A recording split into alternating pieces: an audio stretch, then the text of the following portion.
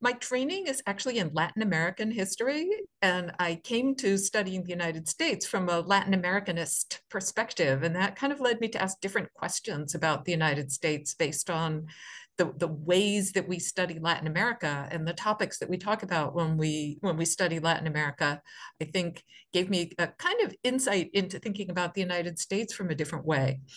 But one thing that we study when we study Latin American history is looking at the process of colonization and independence, and most of Spanish America, that is the parts of the Americas that were conquered by Spain, had, or much of them had very large indigenous populations compared to, say, British North America, which did have significant Native American populations, but nothing like the giant Aztec Empire and Inca Empire with huge populations. And when Spanish America became independent, which was just a short time after when the US became independent, the leaders of the new countries were mostly Spanish descended elites who sort of made a quick and easy step from being representatives of the Spanish government to running the countries by themselves. We're really concerned about how to deal with their very racially mixed and diverse populations when they were basically white supremacists in their minds. But like, okay, so how do we create a new country when we're kind of in the minority here as white people, as Euro-descended people? And one of the things that they did was to sponsor European immigration and say, okay, so if we want to have a real country, the real countries are European countries, and like we're European people, but we have too many people of color here, Native Americans, Afro descendants here, and they very quickly abolished slavery and made everybody an equal citizen, but they also really wanted to increase the white population to sort of maintain what they thought was the proper racial balance, which is mostly white. So they created these big state-sponsored immigration schemes. And we learned that that the purpose of bringing in so many white people was to whiten the population and to sort of erase the presence of people of color in their new countries. And there was a kind of a weird combination of erasure and celebration, so that like the former empires, the Aztec Empire, the Inca Empire, were celebrated. Like we have this glorious Native American heritage, but indigenous people in the present were seen as like not what they wanted their country to be. So they were supposed to be kind of erased and assimilated.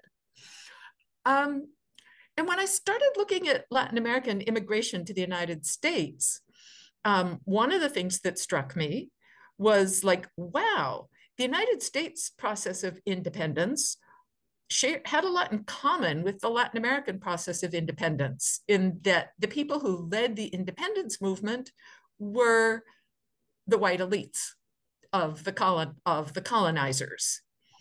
They were all like rich white guys, right, who led the independence movement in the United States.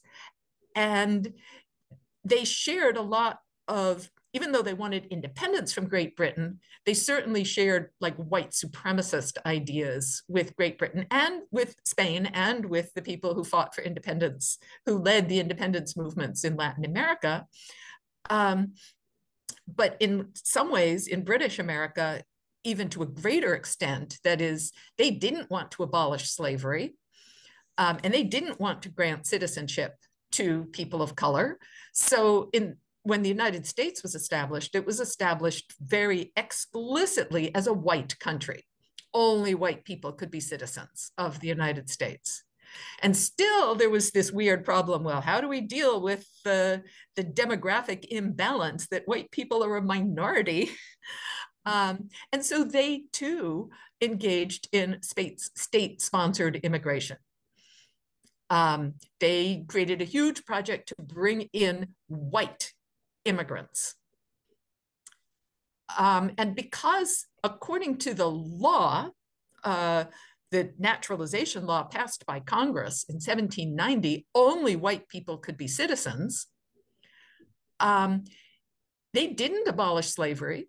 And they actually, almost immediately after independence, embarked on a huge war against the Native American population to expand white control over not just the 13 colonies, but the entire North American continent. So from independence until the 20th century, the new countries in a period of permanent warfare, expansionist warfare, trying to take over more and more indigenous land. And to bring in more white immigrants to kind of replace that population that they're getting rid of. So, learning about this first in Latin America, it looked really obvious that this is what was happening in the United States. And since I hadn't really been trained in US history, I was kind of surprised to find out, oh, that's not how people usually tell the story of US independence and expansion. Because it looked just like what we were learning about Latin America. But the complicated thing in the United States is, well, what about people of color who are trying to come to the United States? Now, they can't be citizens according to US law until World War II.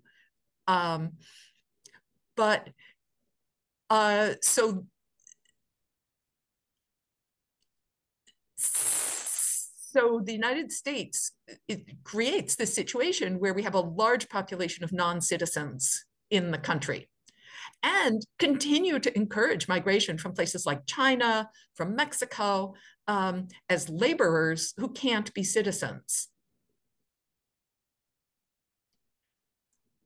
But they aren't considered immigrants. They're just considered workers who are supposed to work but never become citizens. And immigrants are supposed to be white Europeans. So to try to keep that correct demographic balance of a white majority country.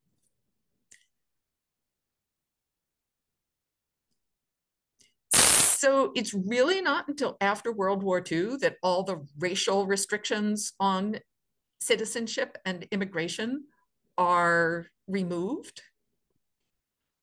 But the underlying ideologies of the idea that the United States is a white country and we really don't want too many non-white immigrants coming into the United States, even if now technically they can become citizens. We heard that in statements like Donald Trump when he says, we don't want immigrants from expletive whole countries. We want immigrants from places. Why can't we have more immigrants from places like Norway? And, a lot of people acted really shocked and upset when Trump said that. That's not who we are. We've always welcomed immigrants. Well, no, not really. We've always conceived of immigration as a white project of taking native lands and replacing native populations with white people. So just to say something quickly about, I see your T-shirt there, Indians. That's our school. Why it feels really exploitative and grotesque to a lot of Native Americans to see like the symbolism of Native Americans, like mascots and stereotypes and names like Indians, being kind of flourished around as something to be proud of when the history is one of genocide against Native Americans and attempts to replace Native Americans, to eliminate Native American populations and replace them with white populations.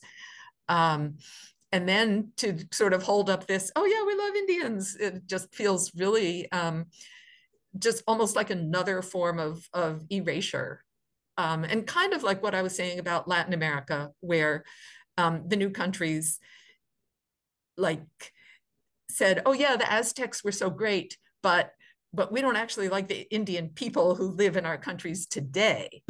We don't want to talk about them or give them rights.